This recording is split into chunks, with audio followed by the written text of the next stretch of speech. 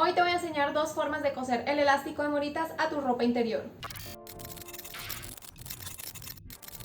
Y en este caso te recomiendo marcar con un marcador qué tanto debes estirar el elástico. Esto va a variar según qué tanto quieres que el elástico apriete. En este caso yo marqué 5 centímetros y luego 1 centímetro para estirar 1 centímetro por cada 5 centímetros de elástico, pero siento que esto es demasiado apretado para este modelo, así que te recomiendo que hagas pruebas con las telas que estás manejando para saber cuál es la proporción que a ti más te gusta para estirar el elástico en esta parte de la prenda. Al igual que el panty anterior, solo falta cerrar la parte de abajo y ya queda terminado este diseño. Este es el resultado final, como puedes ver queda bastante bonito. Te recomiendo mucho utilizar este elástico de moritas aplicado de esta forma para los panties que son de niñas o adolescentes, porque este elástico en particular tiene muy buen agarre en la nalga, entonces es bastante cómodo para ellas.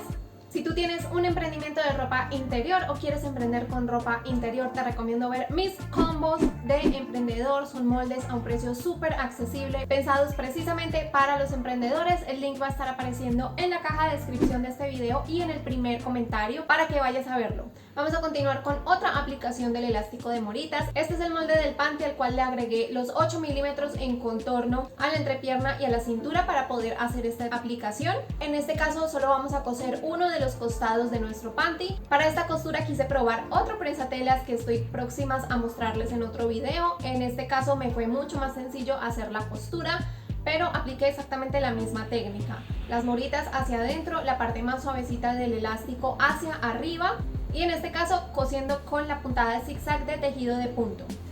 Ya con el elástico listo, vamos a doblar el elástico hacia adentro para que este quede asentado internamente, ese es el término que se utiliza. Y ahora sí, con el prensatelas de doble arrastre vamos a pasar una costura de zigzag de 3 puntos o de 3 pasos por todo el contorno para asentar esto. En este caso es necesario estirar el elástico hasta que la tela quede planita.